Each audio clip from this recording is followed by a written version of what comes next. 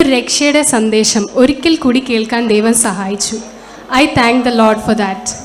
ഈ സന്ദേശം കേട്ട് അതിൻ്റെ മുന്നിൽ എൻ്റെ ജീവിതം സമർപ്പിച്ച് യേശു ക്രിസ്തുവിനെ എൻ്റെ രക്ഷിതാവായി സ്വീകരിച്ച് എൻ്റെ 13-ാം വയസ്സിലാണ് ഞാൻ ക്രിസ്ത്യാനിയായത്.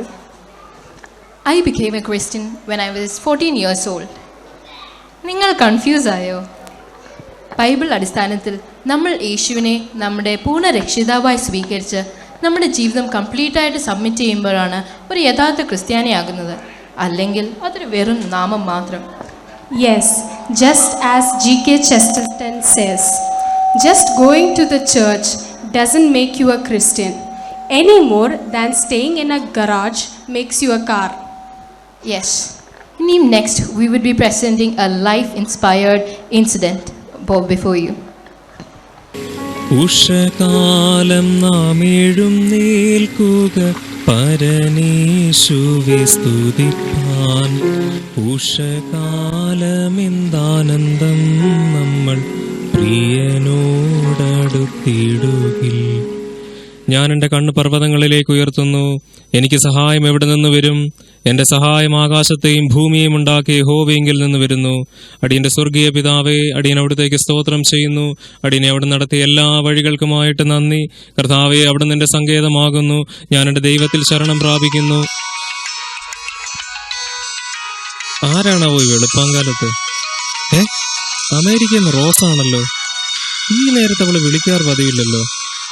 എന്ത് പറ്റിയാവോ? ഹലോ റോസ, എന്ത് പറ്റിയടാ? എന്താ ഈ നേരത്തെ വിളിച്ചത്? മോന് സുഖമില്ലെന്നോ? നീ ഇങ്ങനെ ടെൻഷൻ ആകാതെ. ഡോക്ടേഴ്സ് അങ്ങനെ പലതും പറയും. ദൈവം അറിയാതെ ഒന്നും സംഭവിക്കില്ല. നീ അവൻ്റെ കയ്യിൽ ഫോൺ കൊടുക്ക്. മോനെ, നീ വിഷമിക്കേണ്ട കുഞ്ഞെ, എല്ലാം ശരിയാകും.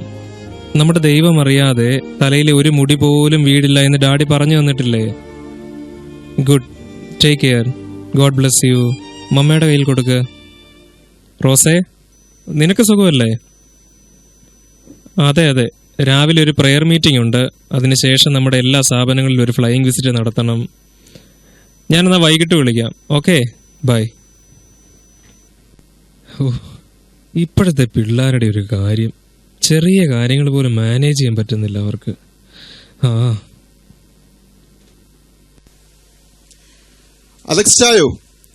അലക്സായോ, എന്താ ജോർജ് കുട്ടി, രാവിലെ വല്ല സുനാമി അടിച്ചോ?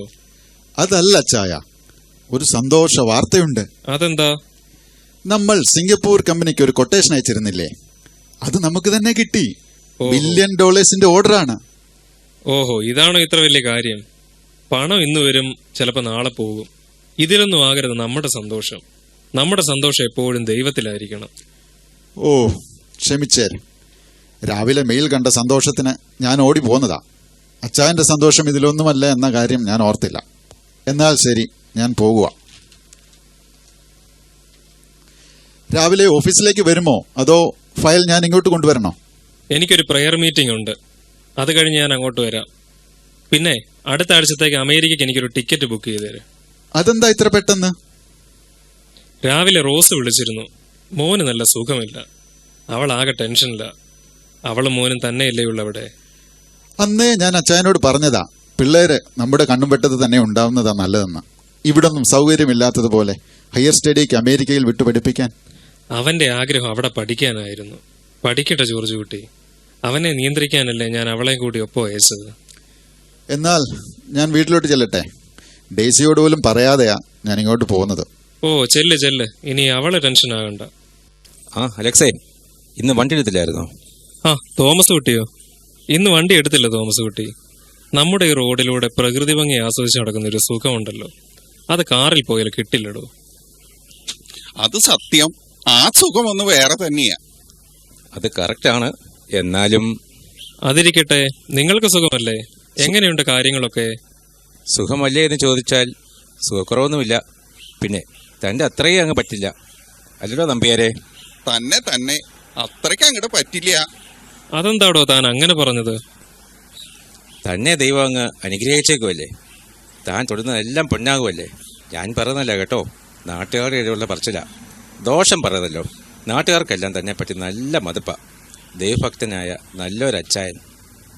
അല്ല, ആർക്കാ അലക്സിനെ പറ്റി കുറ്റം പറയാൻ കഴിയുക? ബഹുകേമനല്ലേ താൻ? എടോ, ദൈവം തന്നിരിക്കുന്ന നന്മകൾ ഞാൻ സ്തോത്രത്തോടെ അനുഭവിക്കുന്നു, അത്രമാത്രം. ഞാൻ ഇതിൻ്റെ ഒന്നും പുറകെ പോയിട്ടില്ലടോ. തൻ്റെ പ്രിയനോ അവനത് ഉറക്കത്തിൽ കൊടുക്കുന്നു എന്ന വേദഭാഗം താൻ വായിച്ചിട്ടില്ലേ? ഓ, ഉറക്കത്തിനും കൊടുക്കുമല്ല, ഉറക്കം കൊടുക്കുന്നില്ല എന്നുള്ളതാണ് എൻ്റെ കാര്യത്തിൽ വരുമ്പോൾ. ഈ ലോകത്തിലെ നിശ്ചയമില്ലാത്ത ധനത്തിലാകരുത് തോമസ് കുട്ടി നമ്മുടെ സന്തോഷം. ഈ ലോകത്തിലുള്ളതെല്ലാം നശ്വരമാണ്. നിത്യമായ ഒന്ന് നമുക്ക് സ്വർഗത്തിലുണ്ട്. എന്നാൽ ശരി, പിന്നെ കാണാം. എനിക്കിവിടെ അടുത്തൊരിടത്ത് കയറാനുണ്ട്. ശരി ശരി, പിന്നെ കാണാം.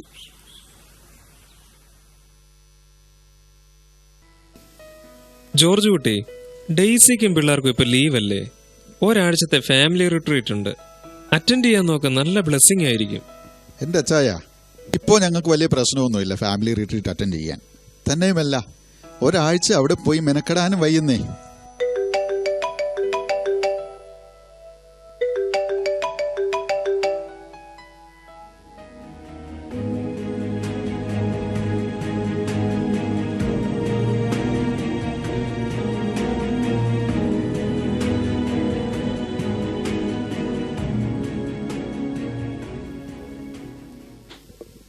അച്ചായ, എന്താ ജോർജ് കുട്ടി, താൻ ആകെ വേർതിരിക്കുന്നല്ലോ.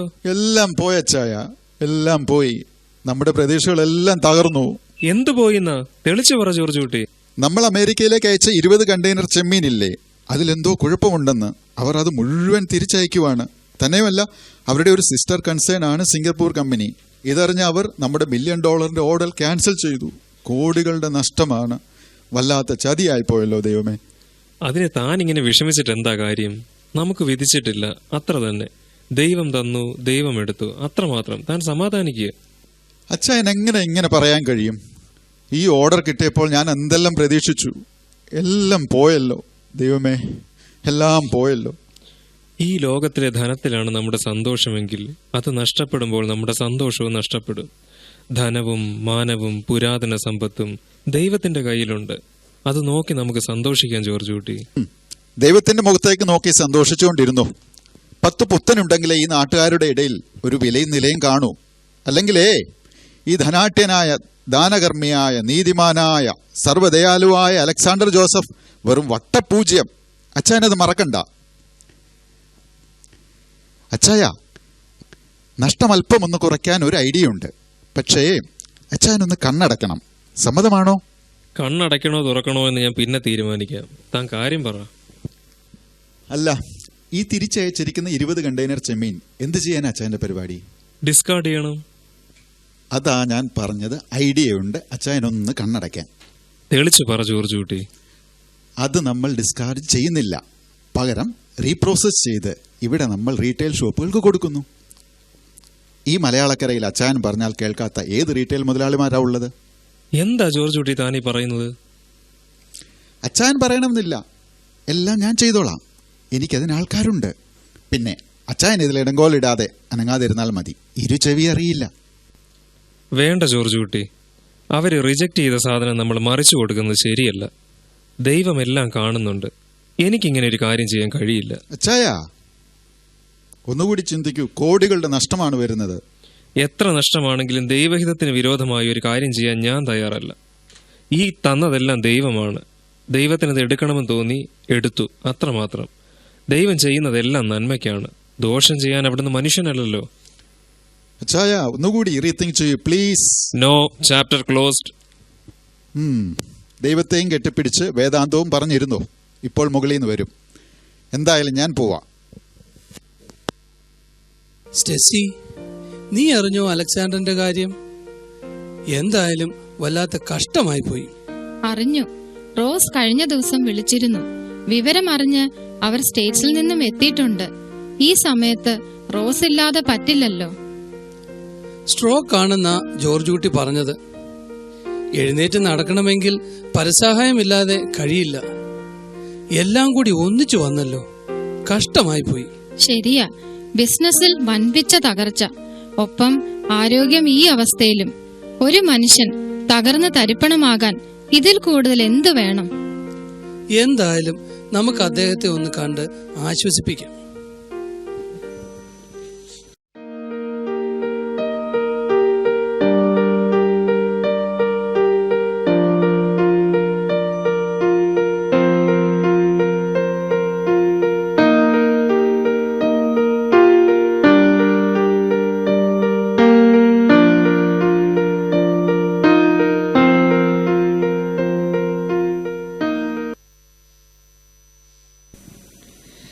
വാ ഇരിക്കൂ. അച്ചായ, നോക്കിയേ ഇതാരാണെന്ന്.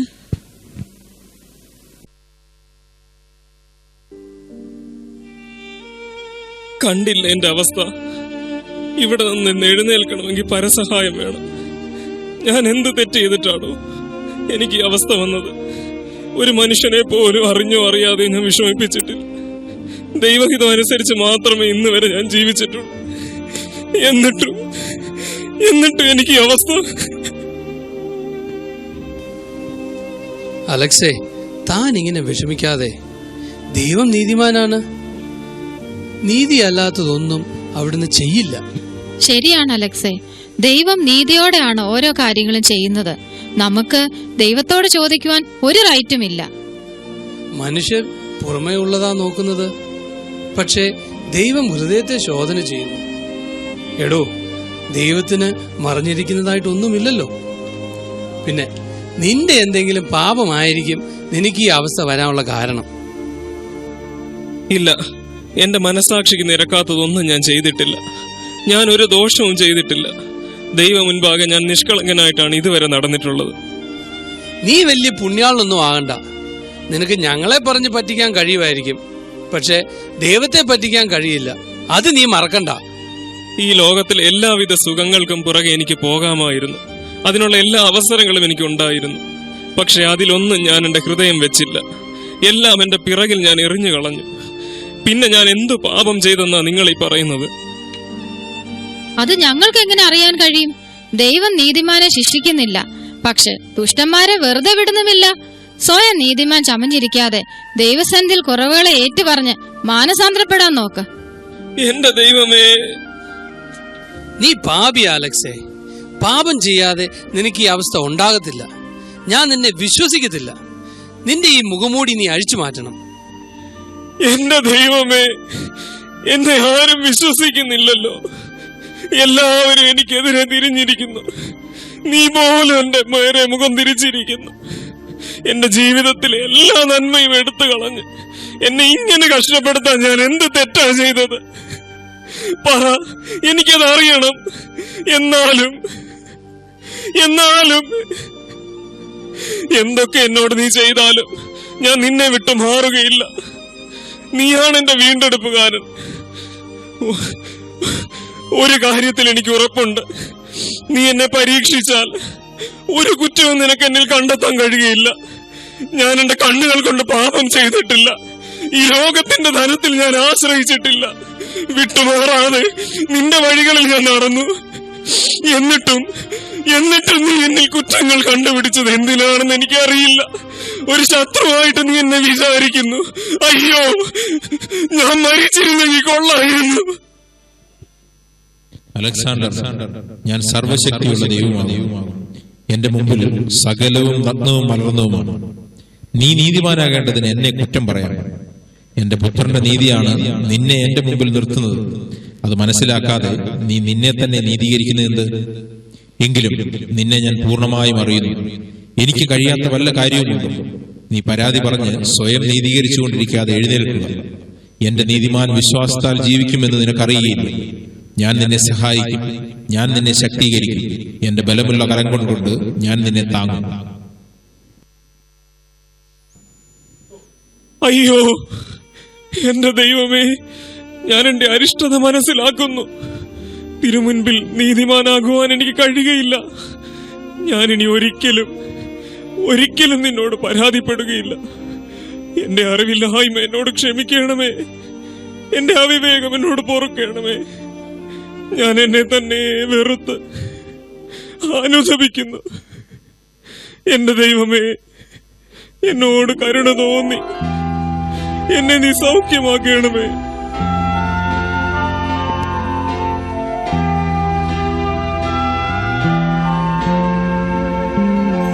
നിൻ വിശുദ്ധി ഞാൻ ദർശിച്ചപ്പോ,